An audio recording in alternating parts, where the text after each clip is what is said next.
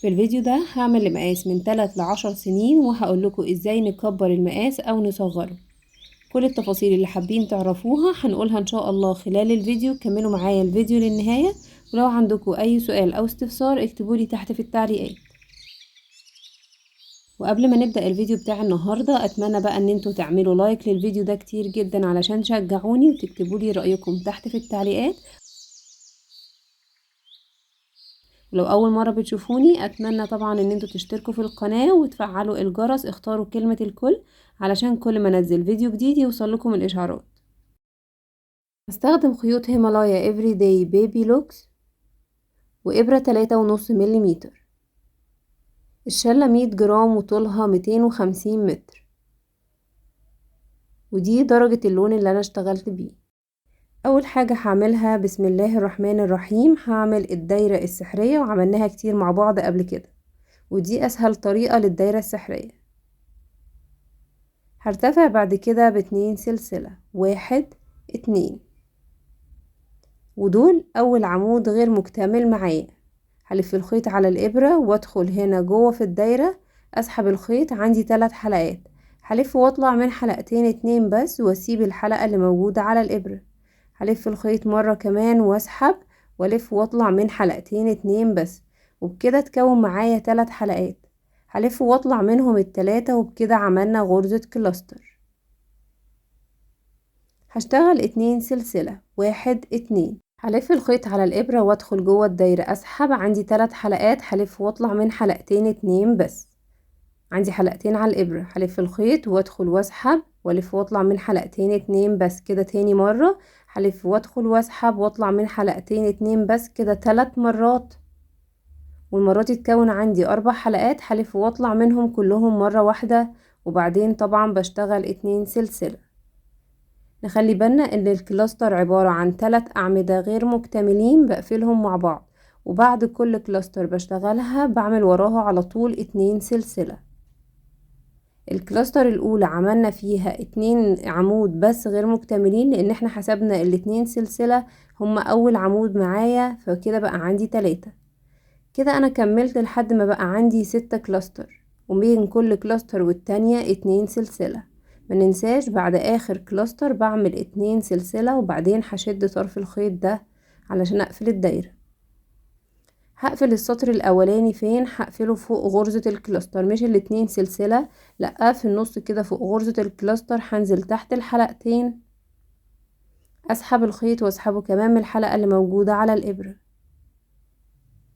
السطر التاني انا محتاجة اشتغل في الفراغات، هدخل في اول فراغ يقابلني واعمل فيه منزلقة. بعد كده هرتفع السطر الجديد ب2 سلسلة، ودول اول عمود غير مكتمل معايا. بلف الخيط على الابرة وادخل واسحب، الف واطلع من حلقتين، هلف الخيط كمان مرة وادخل واسحب، والف واطلع من حلقتين، هلف واطلع من الحلقات اللي على الابرة كلها مرة واحدة، وبكده عملنا غرزة كلاستر. طبعا بعد كل كلاستر 2 سلسلة. هلف الخيط على الابرة وهعمل في نفس المكان برضو كمان كلاستر. السطر ده كله هيكون فيه تزايد، في كل فراغ هشتغل 2 كلاستر، فهعمل كلاستر كمان في نفس المكان، مكونة من 3 أعمدة غير مكتملين بقفلهم مع بعض. بعد كل كلاستر 2 سلسلة. هكرر اللي عملته ده في كل الفراغات. هلف الخيط على الإبرة واروح للفراغ اللي عليه الدور، هعمل فيه كلاستر مكونة من 3 أعمدة غير مكتملين أقفلهم مع بعض. بعد كده 2 سلسلة، كمان كلاستر في نفس المكان.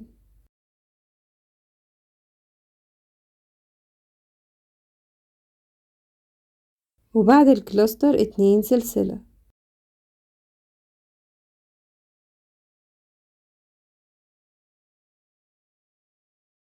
وفي نهاية السطر رقم 2 هلاقي ان اتكون عندنا 12 غرزة كلاستر، ما بينهم طبعا 12 فراغ. وما ننساش في نهاية السطر بنعمل 2 سلسلة. بعدين هقفل بمنزلقة هنا تحت الحلقتين لأول غرزة كلاستر بغرزة المنزلقة، بدخل واسحب كمان من الحلقة اللي على الإبرة، وكمان منزلقة في أول فراغ. هرتفع ب2 سلسلة بداية للدور رقم 3. هلف الخيط وادخل واسحب واطلع من حلقتين، هلف الخيط كمان مرة وادخل واسحب واطلع من حلقتين واسحب الخيط واطلعه من كل الحلقات، وكده عملنا اول غرزة كلاستر. ممكن نعلم هنا الغرزة دي علشان لما نيجي نقفل الدور نبقى عارفين ان دي الغرزة اللي بنقفل فيها. بعد كده هشتغل 2 سلسلة، وما بين الاتنين كلاستر دول في الفراغ اللي احنا اشتغلنا فيه واحدة بس هشتغل كمان واحدة علشان يبقى عملنا تزايد، يعني اشتغلنا 2 كلاستر في نفس المكان. وبعد طبعا كل كلاستر بعمل 2 سلسلة. هنا عندي فراغ عبارة عن 2 سلسلة ما بين الاتنين كلاستر دول، وهي دي مجموعة. عندي هنا فراغ ما بينهم قبل المجموعة الجديدة، ففي الفراغ ده هشتغل واحدة كلاستر بس. بلف الخيط وادخل واسحب واعمل 3 أعمدة غير مكتملين بقفلهم مع بعض، وبعد اي كلاستر لازم اشتغل 2 سلسلة. وهنا وصلت لمجموعة جديدة فيها 2 كلاستر، في النص ما بينهم هشتغل تزايد، يعني هعمل 2 كلاستر في نفس المكان. فدي كده اول غرزة كلاستر، بعدين 2 سلسلة، بعدين 2 كلاستر تاني في نفس المكان.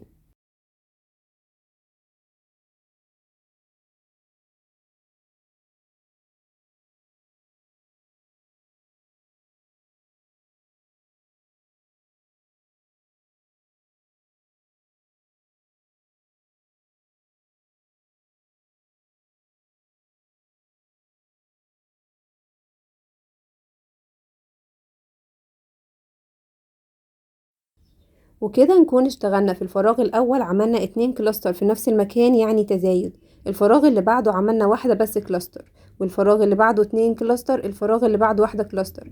هنلاحظ ان ده نفس ترتيب او تزايد الدايرة العادية. وبكده يكون عندي في نهاية السطر رقم 3 18 غرزة كلاستر ما بينهم 18 فراغ. وما ننساش الفراغ الاخير اللي هو عبارة عن 2 سلسلة. هقفل بمنزلقة تحت الحلقتين لأول غرزة كلاستر، وكمان منزلقة في الفراغ.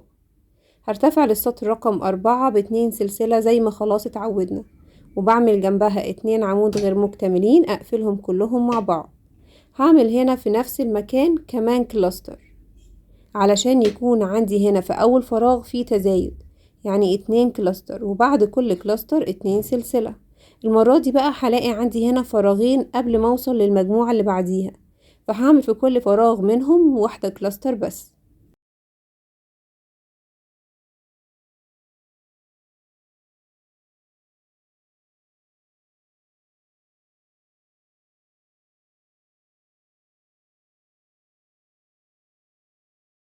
هكمل بنفس التكرار، تزايد واحدة واحدة، تزايد واللي بعدها واحدة واحدة. هكمل كده لنهاية السطر.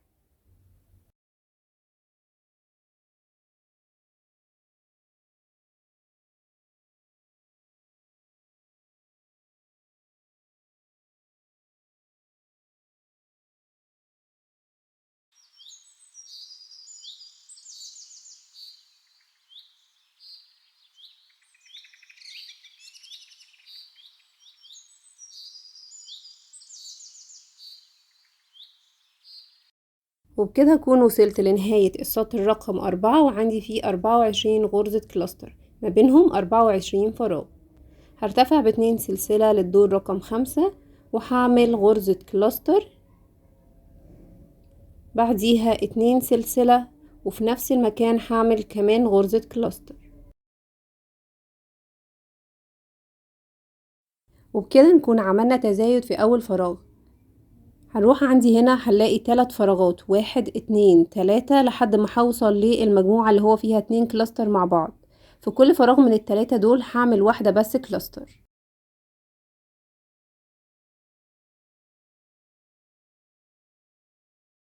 وياريت ترجعوا للقناة وتشوفوا الفيديوهات القديمة، هتعجبكم جدا ان شاء الله. ياريت بقى كمان تعملوا لايك للفيديو ده على قد ما تقدروا علشان يوصل لأكبر عدد من البنات.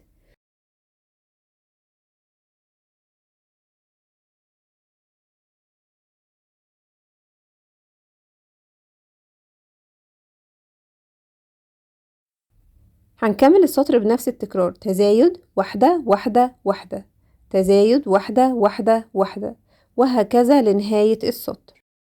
في نهاية السطر رقم 5 هلاقي ان عندي 30 غرزة كلاستر ما بينهم 30 فراغ. السطر اللي بعد كده هيبقى عندي فيه تزايد في اول غرزة، وبعد كده هيبقى عندي 4 منفردين، وهكذا تزايد 4 منفردين لنهاية السطر. السطر اللي بعديه هعمل برضو تزايد في اول فراغ، وبعد كده هعمل 5 منفردين، في كل فراغ بعمل واحدة بس، واكرر لنهاية السطر. خلاص، ازاي اقدر اكبر الدايرة؟ ده بقى سهل جدا. هنفضل نشتغل سطور بالتزايد لحد ما نوصل للمقاس المناسب. ده جدول المقاسات للطواقي العادية، لكن احنا هنا بنشتغل بريه. فهنعمل ايه؟ هنشوف للمقاس اللي احنا عايزين نعمله البريه، وهنيجي على قطر الدايرة بتاع الطاقية العادية ونزود عليه في حوالي 5 سنتي، وده بيكون للأطفال. لكن لو هنعمل للكبار زي المقاس الحريمي كده هنزود في حدود 7 سنتي. وهنا زي ما قلتلكوا في بداية الفيديو هشتغل لمقاس من 3 ل10 سنين، فقطر الدايرة 15 سنتي، هنزود عليه كمان 5 سنتي. فمطلوب مني دلوقتي اشتغل لحد ما يوصل قطر الدايرة معايا تقريبا 20 سنتي. وكده بعد ما اشتغلت سطور بنفس طريقة التزايد اللي قلنا عليها، ودول 1 2 3 4 5 6 7 8 8 سطور. هتلاحظوا ان الشكل هنا معايا سداسي، ده طبيعي لاننا بدأنا ب6 غرز كلاستر في البداية، لكن ما تقلقوش هي هتاخد شكل الدايرة. هقيس دلوقتي قطر الدايرة، وطالعة معايا قطر الدايرة تقريبا 21 سنتي. مفيش مشكلة، سنتي زيادة او سنتي اقل تمام، هنكمل عادي. وهنبدأ بقى دلوقتي علشان نشتغل سطور ثبات.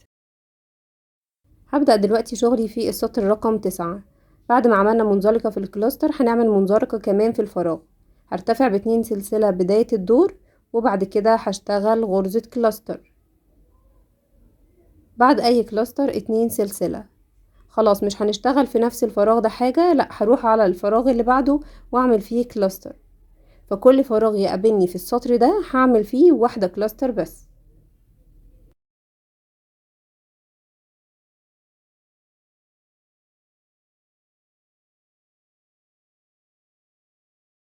وبكده نكون بنعمل غرزة كلاستر واحدة بس في اي فراغ يقابلنا. حتى الفراغ اللي كنا بنعمل فيه تزايد ده هعمل فيه واحدة بس كلاستر، ما عادش فيه تزايد خلاص.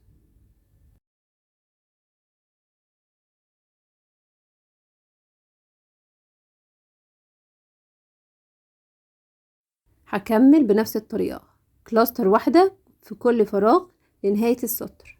السطور اللي جاية هتبقى كلاستر واحدة في كل فراغ. هشتغل كذا سطر وارجع اقول لكم اشتغلت كام سطر بالظبط. وبكده هكون اشتغلت 4 سطور ثبات، يعني فوق كل فراغ بشتغل واحدة بس كلاستر. اخدت معايا الشكل ده. هنبدأ بقى دلوقتي، عايزين نبدأ نتناقص. السطر اللي جاي بس هو السطر الوحيد اللي هنعمل فيه تناقص، هنشتغله بغرزة النص عمود. تعالوا نشوف هنعمله ازاي. بعد ما قفلنا بمنزلقة في اول غرزة كلاستر هرتفع على طول ب2 سلسلة. هلف الخيط على الابرة واروح هنا للفراغ واشتغل جواه غرزة نص عمود. بدخل واسحب الخيط، عندي 3 حلقات هلف واطلع منهم التلاتة مرة واحدة. انا ال2 سلسلة اللي اشتغلتهم في البداية هحسبهم غرزة نص عمود. فهاجي هنا عند السلسلة رقم 2 وهعلمها بالماركر. والماركر مهم جدا لان احنا هنشتغل هنا سطور من غير ما نقفل السطر، هتبقى سطور دائرية. هلف الخيط على الابرة وفوق غرزة الكلاستر اللي جاية هشتغل عليها غرزة نص عمود. بنزل تحت الحلقتين واسحب الخيط، عندي 3 حلقات بلف واطلع منهم التلاتة مرة واحدة، وكمان نص عمود في الفراغ. هفضل ماشية بنفس الترتيب ده، غرزة نص عمود فوق الكلاستر وغرزة نص عمود في الفراغ.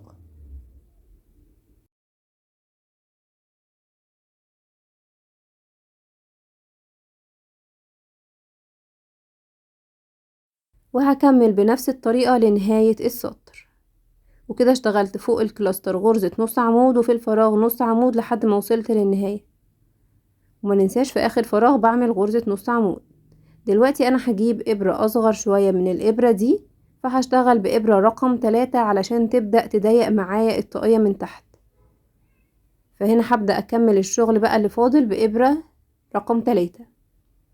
زي ما اتفقنا احنا مش هنقفل السطر، لا هنشتغل سطور دائرية. فهاجي عند السلسلة رقم 2 اللي احنا كنا علمناها وهعمل فيها غرزة نص عمود. هشيل الماركر، هلف الخيط على الابرة وادخل في السلسلة دي، اسحب الخيط، عندي 3 حلقات هلف واطلع من ال3 حلقات مرة واحدة. وهنرجع نعلم اول غرزة دي عشان نبقى عارفين ان دي اول غرزة في السطر، هعلمها بالماركر. بعد كده هلف الخيط على الابرة والغرزة اللي جاية. انا عندي هنا الحلقتين بتوع غرزة النص عمود، انا مش هشتغل على الحلقتين دول، لا هاجي كده في الظهر هلاقي ان في حلقة تالتة لغرزة النص عمود، والحلقة دي هي اللي انا هشتغل عليها.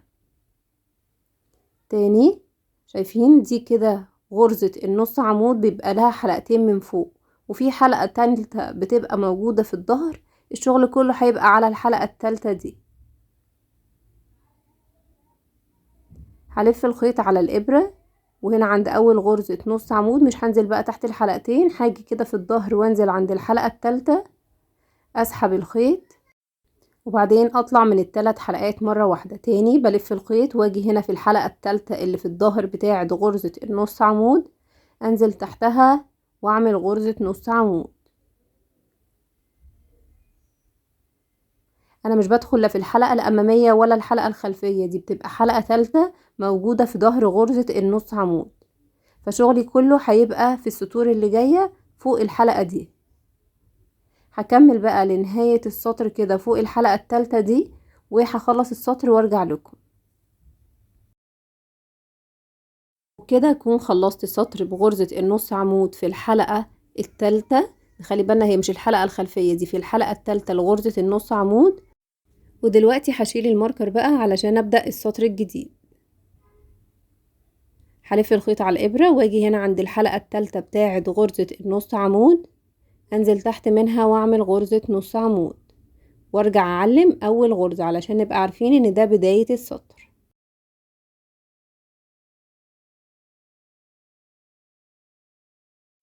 واكمل بنفس الطريقة غرزة نص عمود في الحلقة الثالثة.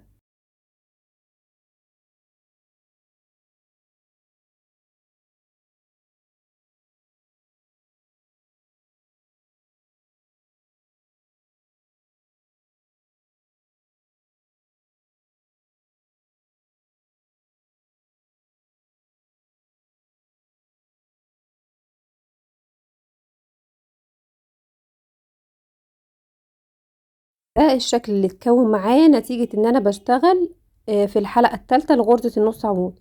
هفضل بقى اشتغل سطور كده وهرجع لكم اقول لكم اشتغلت لحد ما وصلت لمقاس كام بالظبط. ملاحظين شكلها بدأ يلم معايا ازاي؟ هكمل بقى وارجع لكم. وكده بعد ما اشتغلت عدد من السطور لحد ما وصلت للطول المناسب، تقريبا برضو عدد السطور دي كان 8 سطور. طيب وصلت هنا خلاص لاخر غرزة اشتغلت فيها غرزة حشو في الحلقة الثالثة، والطول ده كان معايا 19 سنتي. والنوع ده من الطواقي بيكون طوله اقل من طول الطاقية العادية، فهنا مفروض الطول 21 سنتي، انا هكتفي بس ب19 سنتي، يعني قللت في حدود 2 سنتي عن الطاقية العادية. هنقفل بقى الجزء الاخير، وبعد ما اشتغلت اخر غرزة نص عمود مفروض ان دي اول غرزة في السطر، بس انا هنا مش هنهي على طول واعمل منزلقة، لا انا هنزل بالتدريج. فاللي اصغر من غرزة النص عمود هي غرزة الحشو، فهاجي في الغرزة اللي جاية ادخل كده تحت الحلقة الثالثة برضو، اسحب الخيط، عندي حلقتين هلف واطلع منهم الاتنين، وبكده احنا هننزل بالتدريج. بعد الحشو هعمل غرزة منزلقة برضو في الحلقة الثالثة، هسحب واعمل منزلقة، واللي بعديها كمان ممكن اعمل منزلقة. احنا ممكن كنا نكرر كمان غرزة الحشو مرتين وبعدين نعمل غرزتين منزلقة في كل طبعا غرزة بعمل غرزة. خلاص، وبعد كده هرتفع بسلسلة اطول واقص الخيط.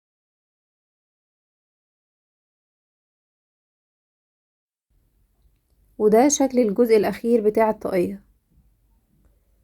فاضل ايه دلوقتي؟ فاضل اني انضف الخيوط واركب الوردة، والوردة طبعا كنا عملناها بفيديو لوحدها، هسيب لكم الرابط بتاعه تحت في صندوق الوصف.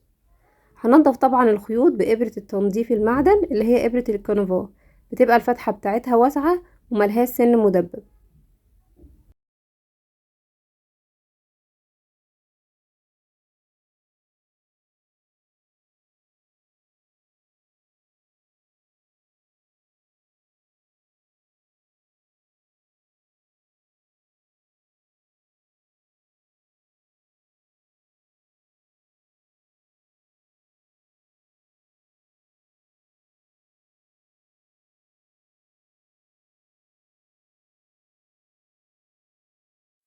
وبعد ما دريت الخيط تحت الغرز هقص بقى الحتة الزيادة دي، وداري كمان الطرف اللي هو في نهاية الطاقية. شايفين الغرزة من قدام شكلها عامل ازاي، ومن الظهر كمان شكلها حلو قوي. نخلي بالنا ان احنا بنداري الخيط على الظهر. وهقص الخيط الزيادة. دلوقتي بقى هبدأ اركب الوردة، وطبعا هركبها برضو بإبرة التنظيف.